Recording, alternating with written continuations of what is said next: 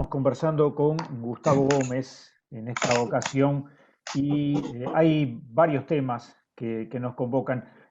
Cuando originalmente conversábamos y pactábamos esta entrevista, Gustavo, hablábamos de la importancia de un tema que tú habías divulgado, que tiene que ver con la ley, perdón, de radiodifusión comunitaria, el proyecto de rendición de cuentas, decías tú allí en un hilo de Twitter, modifica una norma del año 2007, que fue la que reguló por primera vez en el país este sector.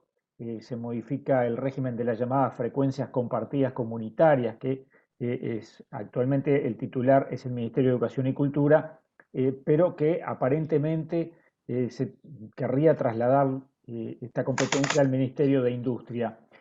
También planteabas allí que una de las posibilidades es que se fuera eliminando o al menos reduciendo la modalidad de frecuencias compartidas mediante una política que tú llamas allí de premio y castigo.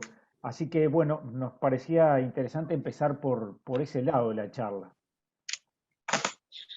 Bueno, efectivamente, hasta ahora no había ningún tipo de cambio a la legislación vigente en materia de medios comunitarios, que es del 2007. Ni siquiera la propuesta de nueva ley de medios implica algún tipo de cambio. Aparece en rendición de cuentas algunos artículos que afectan una parte de la normativa y a una parte del sector. El sector está dividido en dos partes, digamos. Hay unos que son asociaciones civiles sin fines de lucro, es decir, con personalidad jurídica, que tienen acceso a una frecuencia para uso completo durante 10 años. Pero la ley estableció la posibilidad de que grupos de personas que no tuvieran condiciones, porque son localidades pequeñas o porque tienen un nivel de organización muy bajo, no pudieran tener una personería jurídica con todos los trámites que eso implica, pudieran acceder a una frecuencia compartida. Esto es una frecuencia cuyo titular, como decía vos, es el MEC, y que estos grupos pueden, a través de un concurso, presentarse y utilizar de manera parcial, no todos los días, no todas las horas del día, de forma de facilitar el ejercicio del derecho a libertad de expresión de grupos comunitarios sin la exigencia a veces enorme y un obstáculo para la participación, que es la personalidad jurídica reconocida por el Estado. El proyecto de ley de rendición de cuentas lo que hace es modificar este aspecto en dos sentidos. Uno, que es bastante inocuo, digamos, que es el de modificar la competencia del MEC que tenía en este momento al Ministerio de Industria. Por supuesto, uno podría decir que el MEC tiene, en principio, condiciones para entender más los aspectos culturales, ¿no?, educacionales, que el Ministerio de Industria, pero bueno, digamos que no es el problema fundamental. El problema fundamental es que modifica los alcances de la normativa para este sector, cambiando algunos aspectos importantes, que resumo diciendo, van a seguir existiendo, pero para nuevos interesados ya no va a haber concurso abierto y público para presentarse. Queda librado a la discrecionalidad del gobierno la entrega de las autorizaciones para utilizar esta frecuencia, lo cual es un retroceso en transparencia, en certezas jurídicas para el acceso al uso de esas frecuencias radioeléctricas. Estas frecuencias además son utilizadas por estos grupos por un año, con posibilidades de extender la autorización un año más, y otro año más, y otro año más, en tanto la necesidad se mantenga, ¿no?, y el grupo siga siendo con fines comunitarios.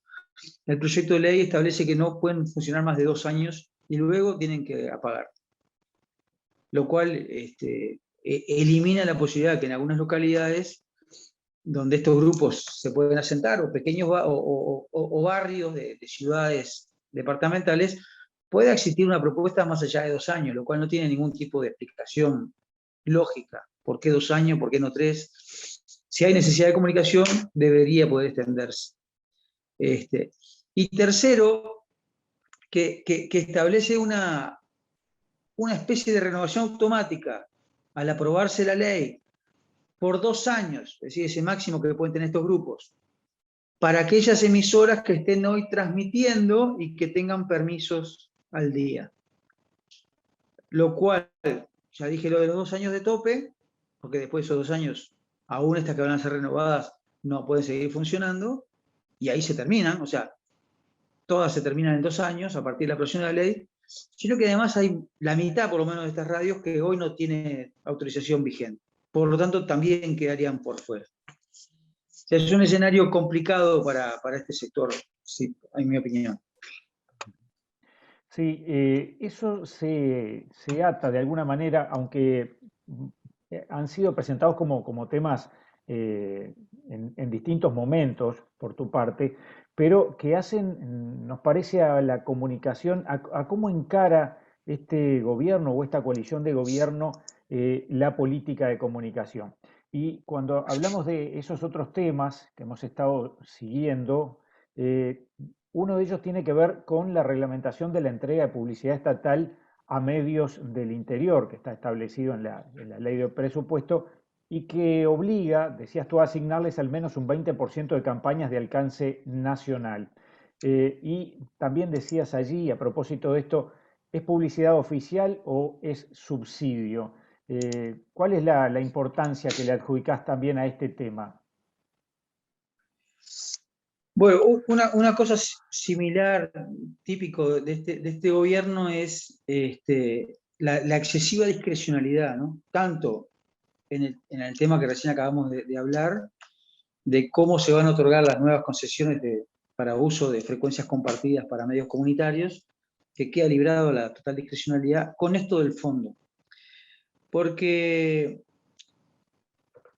si bien obviamente para los medios del interior esto ha sido un avance, es decir, que por lo menos el 20% de aquellas campañas de alcance nacional que utilizan recursos públicos, ¿no?, la publicidad oficial, tenga que llegar a medios del interior, y lo aplauden, en realidad cuando uno mira cómo lo van a distribuir, sigue habiendo muchísima discrecionalidad para el gobierno.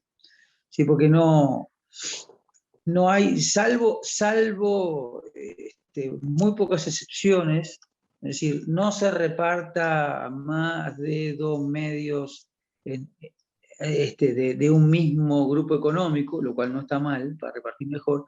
Después no hay ningún tipo de criterio establecido en la legislación, en el reglamento de publicidad oficial, para saber a qué medios y por qué razones se le va a dar tal campaña. Es decir, ahí hay una confusión muy grande.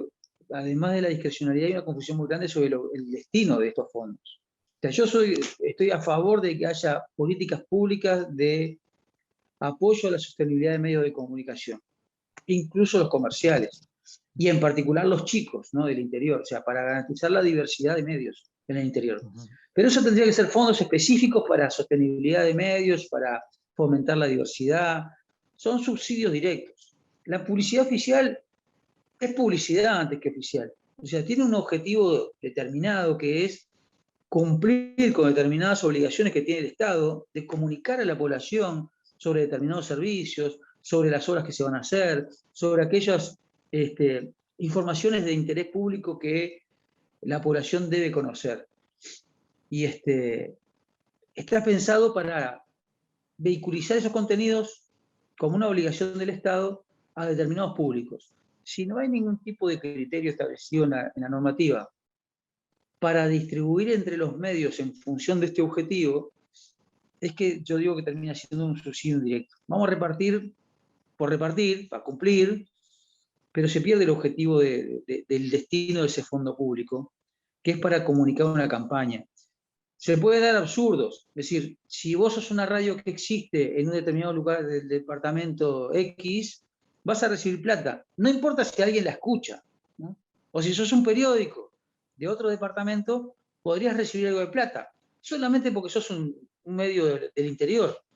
Lo cual está bien, pero en realidad, si no lo lee nadie, no cumple la función que tiene la publicidad oficial. Por eso hablo de subsidio indirecto. Yo preferiría que fuera más transparente, es decir, se quiere apoyar a los medios del interior que están en situación desventajosa, etc.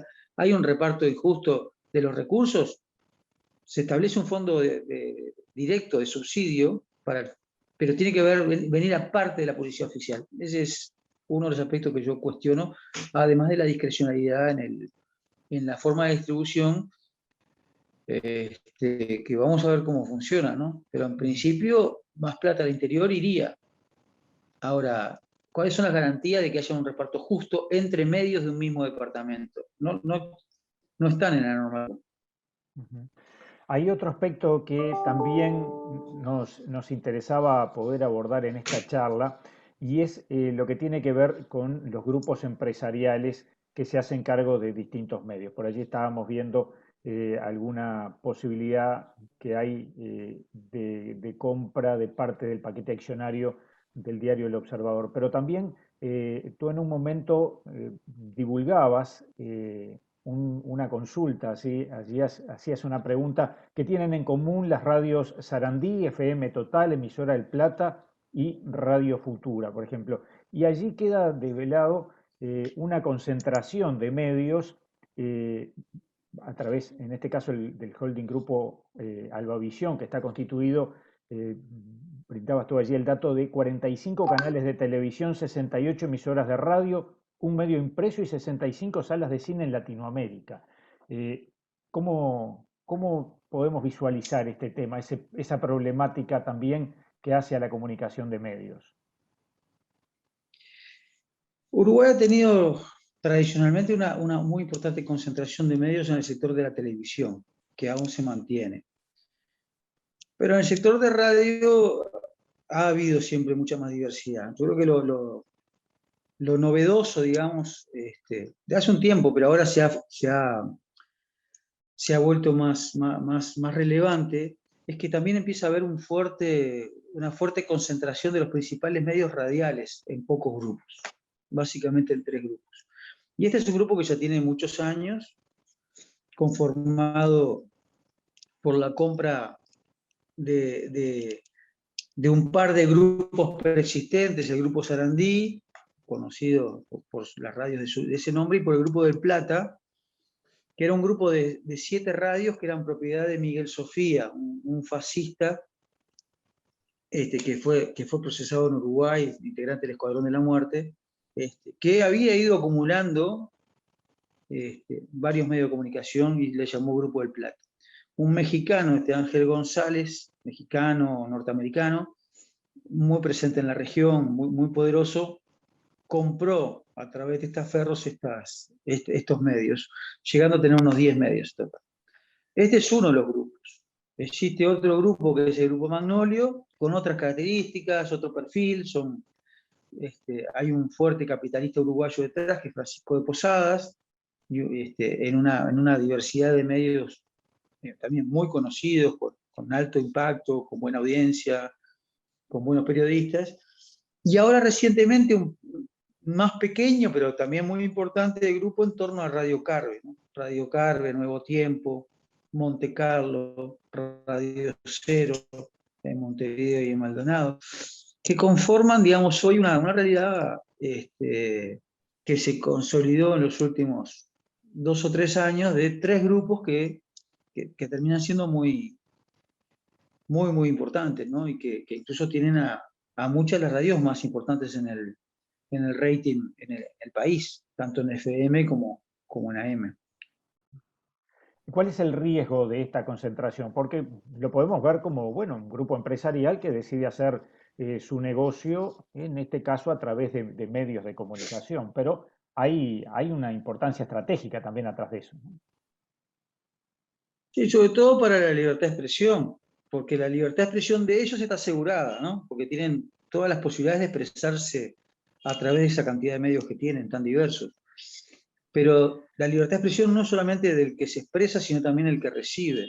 Y entonces es por eso que a nivel del organismo del Sistema Interamericano de Derechos Humanos se dice que los oligopolios, los monopolios, conspiran contra la democracia por su sola presencia. Esto es, si unas pocas personas van a ser capaces de dominar, por ejemplo, la agenda pública e informativa de un país, eso es un riesgo para la democracia y es un riesgo para la libertad de expresión, porque al reducirse las fuentes de información, a reducirse las personas que tienen poder sobre la información que se va a difundir, se limita de manera inversamente, de manera proporcional, el derecho de las personas a recibir información de una diversidad de puntos de vista y de opiniones. Entonces, ese es el problema de concentración. No es un problema solo económico, también lo es, de competencia, es decir, grupos formados así mejoran su capacidad de venta,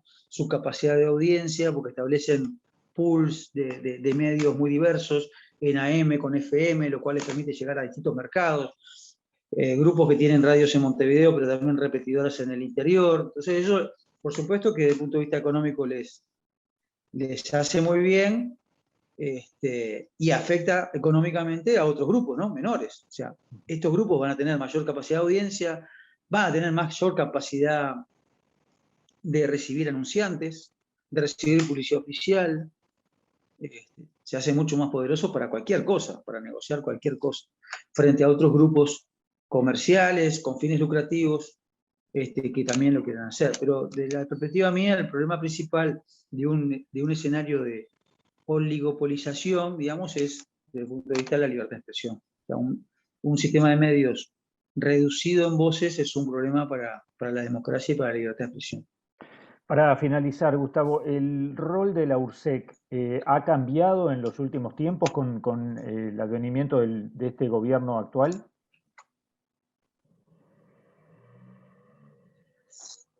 Formalmente el gobierno actual ha decidido darle más poder a la URSEC, por lo menos desde el punto de vista formal, transformándolo en un organismo descentralizado. En términos concretos y en materia de comunicación, esto no se ha visto todavía en la práctica. O sea, sigue habiendo mucho poder en materia de política de comunicación en el gobierno central, más que en el regulador.